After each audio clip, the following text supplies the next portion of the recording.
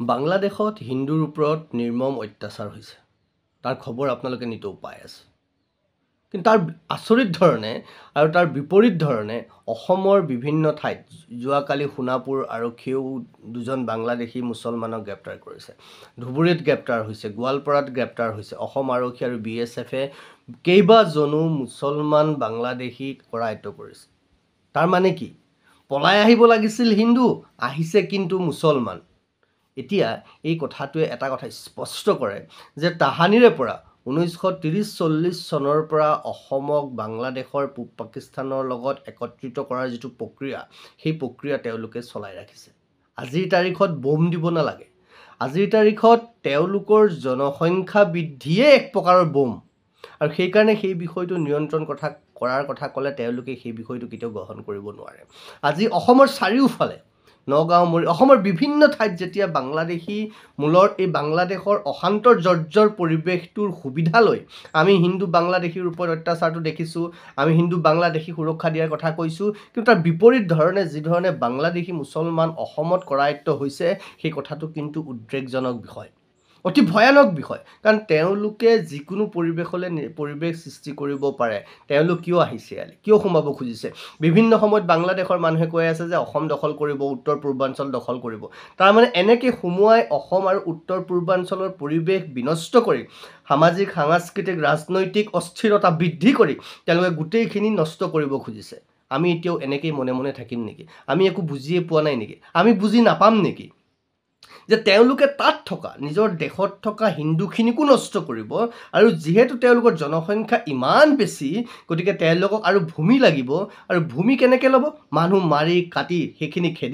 খেদি ভূমি লৈছে তাৰপিছত আমাৰ ইয়াত মানুহ মাৰি কাটি শেষ কৰিব যেনেকৈ মানকাছৰ বৰপেটাত মানুহবোৰ যেনেকৈ কাটি মাৰি শেষ কৰিছে অসমৰ বিভিন্ন ঠাইত দেখিছে ঢিঙতো দেখিছে কেনেকৈ গৰু মাংস গৰু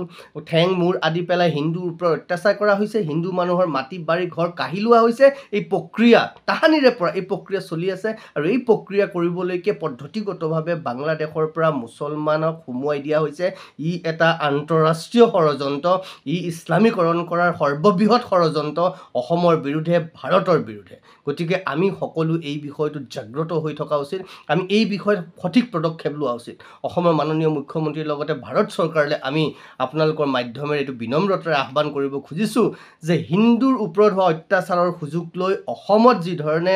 অবৈধভাৱে বাংলাদেশী মুছলমান সোমাই আহিছে এইটো কিন্তু অসমৰ কাৰণে অশনি সংকেত অসমৰ মান মৰ্যাদাৰ কাৰণে অসমৰ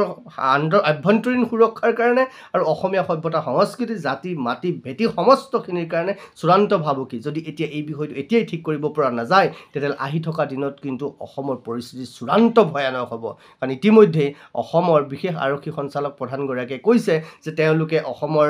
ৰাষ্ট্ৰীয় স্বয়ংসেৱক সংঘৰ লগতে বিভিন্ন হিন্দু সংগঠনৰ নেতা কৰ্মীসকলক ভাবুকি হত্যা কৰাৰ ভাবুকি প্ৰদান কৰিছে হত্যা কৰাৰ ষড়যন্ত্ৰ কৰিছে গতিকে অসম চৰকাৰে অনুৰোধ আৰু অসমৰ বিভিন্ন জাতি সংগঠনবোৰ ৰাজনৈতিক দলসমূহলৈকো আমি এইটো আহ্বান কৰিছোঁ অনুৰোধ কৰিছোঁ আপোনালোকে চকু কাণ খুলি ৰাখক সঁচাবোৰ দেখক সঁচাবোৰ বুজক অসমক ইছলামিক ৰাষ্ট্ৰ হ'বলৈ এৰি নিদিব ৰঙাপাৰাবাসীৰ বাবে সুখবৰ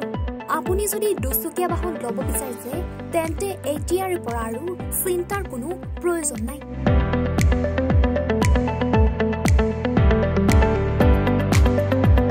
আপুনিও আহিব পাৰে ডিবিপি এছ'চিয়েটৰ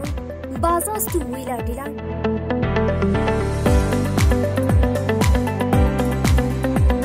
আমাৰ ঠিকনা ৱাৰ্ড নং 8 ঠাকুৰবাৰী ৰোড ডাকঘৰ ৰঙাপাৰা জিলা শোণিতপুৰ আমাৰ যোগাযোগৰ নম্বৰ 9435707133 9707967285285